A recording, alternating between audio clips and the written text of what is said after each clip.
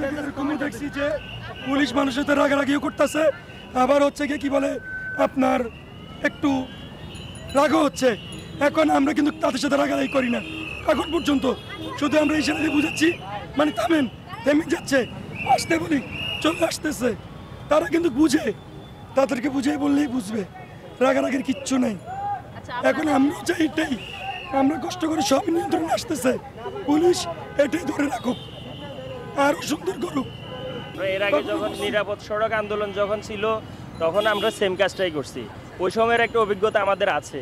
That's why আমরা আসলে ওইটাই এখন প্রয়োগ করতেছি। আর আমরাও আসলে রাস্তাঘাটে তো চলি, কোনটা রাইট কোনটা রং অ্যাটলিস্ট ওটা বুঝি আমরা ঠিক ওইটাই করতেছি। আমরা জাস্ট হচ্ছে রাইট রং যেটা রাইট ওটাই করতেছি, যেটা রং ওইটাই করতেছি, এর বাইরে আর কিছু না। আমরাও চাই যে পুলিশ, হ্যাঁ রাস্তায় হচ্ছে পুলিশ যেটা করে যে জনগণের কাছ থেকে বা বিভিন্ন সাইড থেকে মানুষ রুলস ব্রেক করে, টাকা নেয়, টাকা নিয়ে হচ্ছে আবার এদেরকে এসব করতে মানে আবার প্রশ্রয় দেয়, এই জিনিসগুলো অ্যাটলিস্ট এখন হচ্ছে না, কি করতেছে না। কারণ হচ্ছে আমরা তো এখানে কারোকে মামলাও দিতে পারতেছি না, কারো জরিমানাও করতে পারতেছি না, কারো থেকে টাকাও খাইতে পারতেছি না। এখন মানুষ এটুক বুঝতেছে যে না অ্যাটলিস্ট এটা পালন করা উচিত। আমরা চাই যে আপনি ঢাকা শহরের বিভিন্ন পয়েন্টে যদি ঘুরেন তাইলে কিন্তু দেখবেন পূর্বের তুলনায় আলহামদুলিল্লাহ এখন ট্রাফিক রুলস এখন নিয়ন্ত্রিত, অনেক নিয়ন্ত্রিত। জাস্ট এই জিনিসটাই আমরা চাই যে পরবর্তীতে যারা এই দায়িত্বে আসে ওনারা যাতে জাস্ট এটাই যাতে ফলো করে এবং এটাই যাতে হচ্ছে কন্টিনিউ থাকে, তাইলে সবার জন্যই ভালো। এই শহরে আপনি বসবাস করেন, আমি বসবাস করি, ওনারাও বসবাস করে, ওনাদের ছেলে সন্তান বসবাস করে, আমাদের পরবর্তী প্রজন্ম বসবাস করবে। আমরা একটা সুন্দর দেশ চাই, সুন্দর পরিবেশ চাই, নিয়ন্ত্রিত পরিবেশ চাই, সুন্দর দেশ চাই, এটাই আমাদের চাওয়া, এর বাইরে আর কিছু না। আমরা এখানে যারা এখানে আসছি আমাদের আসলে এখানে কোনো স্বার্থ নাই, ঠিক আছে? এই যে সকাল 8টা থেকে দাঁড়ায় রাত 9টা-10টা পর্যন্ত হ্যাঁ করতেছি, আমাদের এখানে আসলে কোনো স্বার্থ নাই। জাস্ট হচ্ছে কি সবার জন্য একটা সুন্দর দেশ গড়ার জন্য আমরা এখানে দাঁড়াইছি। আমরা চাই পরবর্তীতে যারা রাষ্ট্রের পরিচালনায় আসে বা আইন শৃঙ্খলায় যারা আসে সবাই যাতে হচ্ছে আমাদের এই জিনিসটাই হচ্ছে যাতে ধরে রাখে, আমাদের আহ্বান সবার প্রতি আরো সুন্দর করবে, কিন্তু নষ্ট যাতে না হয়। বরং আমাদের থেকে ওনাদের আরো বেশি পাওয়ার, ওনারা আরো বেশি করার কথা, আমরা যেটা পারি না ওনারা আরো বেশি পারার কথা। আপনি দেখেন যে ওনাদের সময় বরং আরো বিশৃঙ্খলা বেশি হয়, তার মানে কোথাও না কোথাও তো গ্যাপ আছে। সেনাবাহিনী একমাত্র, কারণ আমরা যে পরিশ্রমটা করতেছি তারা কিন্তু বারবার টল দিচ্ছে, দিয়ে আবার বলতেছে যদি তোমাদের সমস্যা হয় আমাদেরকে ফোন দাও, নাম্বারও দিয়ে গেছে তারা আমাদেরকে, কিছুক্ষণ পরপরই আসে আগে আমাদেরকে জিজ্ঞাসা করে। আমরা চাই পুলিশও সেম এই কাজটাই করুক, পুলিশ আবার আসুক, পুলিশ জনগণেরই বন্ধু, পুলিশ আমাদের শত্রু না। হ্যাঁ উপর মহলের থেকে অনুরোধ পাইছে, সে আমাদের বুকে গুলি চালাইছে, আমরা চাই সেটা যাতে আর না হয়, আরো সুন্দর হোক। এটা না হইলেও পারতো, যতদিন পর্যন্ত স্বাভাবিক না হবে। আল্লাহর রহমতে শুনতে পারছি আজকে শপথ গ্রহণ রাষ্ট্রপতি নিজে ঘোষণা দিছে, তারপরে আইজিপি যে উনিও ঘোষণা দিছে 8টার মধ্যে সব পুলিশ স্ব ইউনিটে যোগ দিবে। যদি তারা আবার নিয়ন্ত্রণ আসে আলহামদুলিল্লাহ আমরা তাদের হ্যান্ড ওভার করে দিব, যদি তারা না আসে আমরা থাকতেই হবে, কিচ্ছু করার নেই। আমাদের জন্য দোয়া করবেন, আমরা যারা স্বেচ্ছাশ্রম দিচ্ছি সবার জন্য দোয়া করবেন। আর আপনারা যারা মিডিয়াতে আছেন আপনাদের অনেক দায়িত্ব, এই দেশ গঠনে আপনাদের অনেক দায়িত্ব, সত্য সুন্দরের পক্ষে থাকবেন সবসময়। আমাদের তরফ থেকে আপনাদের প্রতি এটুকু রিকোয়েস্ট, সত্য এবং সুন্দরের পক্ষে থাকবেন, আপনার আমার সবার জন্যই ভালো। আমরা চাই মিডিয়াও জনগণের পাশে থাকুক না, যারা হেলমেট ইউজ করে না তাদেরকে আমরা বলতেছি, বুঝাচ্ছি যে ভাই দেখেন আগে কি করছেন দেখার বিষয় না, এখন কথা একটা, একজন হেলমেট আছে একজন নেই, নেমে যাচ্ছে তারা, যাদের একজনের হেলমেট নেই সে বাইক টেনে নিয়ে যাচ্ছে, বাইক চালা যাচ্ছে না, তারাও সচেতন।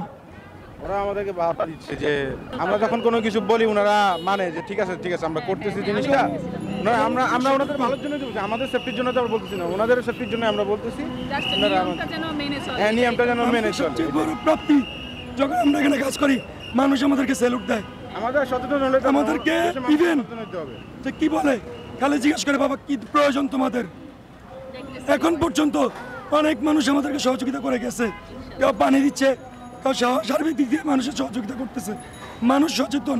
কিন্তু কিছু কিছু ক্ষেত্রে মানুষের রাগ আমাদের জন্যই, আমাদের পুলিশের জন্যই। পুলিশ যদি সেম আমাদের মতো কাজ করে তারা পুলিশের প্রতি বাহাবা দিয়ে যাবে। ক্ষেত্রে যারা মোটরসাইকেল চালায় তাদের মাস্ট বি তারা হচ্ছে হেলমেট পরে আসবে, আর যারা হেলমেট পরে না আসছে তাদেরকে আমরা 5 মিনিট বসিয়ে রাখি। যারা দেশে লুটপাট করতেছে, এই ধরনের লুটপাট করার জন্য আমরা ছাত্ররা দেশ স্বাধীন করিনি। আমরা জেলও কেটেছি, জেলে যা পুলিশের অত্যাচারও সহ্য করেছি, লুটপাট করার জন্য আমরা স্বাধীন করিনি। আর যারাই যে লুটপাট করছে তাদের সবাইকে তদন্ত করে আইনের আওতায় আনা হবে। তাই আমি সবাইকে একটা কথাই বলতে চাচ্ছি যে যারা রাষ্ট্রের সম্পদ চুরি করছেন তারা রাষ্ট্রের সম্পদ যেখান থেকে নিয়েছেন ওইখানেই ফিরিয়ে দেন, নাইতো প্রত্যেককে আইনের আওতায় এনে শাস্তি দাবি করা হবে। বর্তমানে যে পরিস্থিতি, মনে করে এখন কোনো ট্রাফিক পুলিশ নাই, কোনো কেউ নাই, আইনশৃঙ্খলা বাহিনী কেউ নাই। বর্তমানে ছাত্ররা যে এই সমাজে এসে এখন যে বর্তমানে প্রেক্ষাপটে তারা যে আইনশৃঙ্খলা নিয়ম কানুনগুলো তারা পালন করতেছে, যে ট্রাফিকের যে আইনটা তারা পালন করতেছে, আমার মনে হয় ভবিষ্যতে যদি এই ধরনের আইন শৃঙ্খলা ব্যবস্থা থাকে তাহলে দেশের সাধারণ মানুষ সুন্দরভাবে চলতে পারবে, সব কিছু করতে পারবে, কারোর কোনো অসুবিধা হবে না। আর এই ছাত্রদের থেকে বিভিন্ন পেশাজীবী তারা আরও শিক্ষা নেওয়া উচিত। এই দেশে কোনো সুশিক্ষা নাই আর সুচিকিৎসা নাই, যার কারণে সুশিক্ষা আর সুচিকিৎসা দুইটাই দেশের প্রয়োজন। আর হলো নিত্য প্রয়োজনীয় জিনিস, সাধারণ মানুষ যেন ক্রয় ক্ষমতার ভিতরে থাকে, সাধারণ মানুষ যেন ক্রয় ক্ষমতার ভিতরে থাকে, তারা চলতে পারে, খাইতে পারে। কারণ এখানে সাধারণ মানুষ যারা চাকরিজীবী পেশাজীবী তারা বর্তমানে 10 থেকে 15,000 টাকা বেতন চাকরি করে, একটা প্রাইভেট ফার্মে তারা চাকরি করে। সরকারি কর্মচারী যারা তারা কতটুকু বেতন হয় সেটা আমরা জানি না। আমরা বর্তমানে বেতন পাই 10 থেকে 12,000 15,000, এই টাকা দিয়ে বাসা ভাড়া দিয়া আর ক্রয় ক্ষমতার ভিতর দিয়ে আমরা চলতে পারি না। ছাত্ররা যে ট্রাফিক আইন যেগুলা মেনটেন করতেছে আমার কাছে এটা খুব ভালো লাগতেছে। আর ভবিষ্যতে যেন যে প্রশাসন যারা আছে তারা যেন তাদের কাছ থেকে আরও কিছু শিক্ষা নেয়, তারা শিক্ষা নিয়ে মাঠে নামুক। আমি এটাই ধন্যবাদ করি ছাত্রদেরকে। ছাত্রছাত্রীরা যে সিন্ডিকেট বলতে এদেশে আর কিছু থাকবে না, আর সিন্ডিকেট রাখার দরকার নাই। এই সিন্ডিকেটের কারণে কিছু অসাধু ব্যবসা ঘরে মাল রেখে কিছু মাল নাই। হ্যাঁ, এই ধরনের সিন্ডিকেট করে মানুষের ক্রয় ক্ষমতার বাইরে জিনিসপত্র দাম উঠিয়ে দিছে। যে দেশে গরুর মাংস খাইতাম আমরা 60 টাকা 70 টাকা 80 টাকা, আমি বর্তমানে আগে যখন বিএনপি ক্ষমতা ছিল যে তত্ত্বাবধায়ক সরকারের আমলে যেমন ফখরুদ্দিনের আগে গরুর মাংস ছিল 60 70 80 টাকা, সেই গরুর মাংস বর্তমানে হচ্ছে 800 টাকা 10 টাকা। তাহলে মানুষ কিভাবে খাবে আর কিভাবে চলবে? যে দেশের মানুষ মানে গরুর গোশত খেয়েছে কিস্তিতে, তাহলে এবার দেখেন মানুষ কোথায় গেছে, মানুষের ক্রয় ক্ষমতা কোথায় গেছে। তো এটাই আমরা চাই ভবিষ্যৎ যেন আরও সুন্দর চলে, সুন্দর পরিবেশ সৃষ্টি করে। আমরা এটা চাই, সুশিক্ষা সুব্যবস্থা, ক্রয় ক্ষমতার বাইরে যেন না যায়, সীমিতভাবে যেন মানুষ সবাই চলতে পারে, খাইতে পারে। ধন্যবাদ আপনাদেরকে।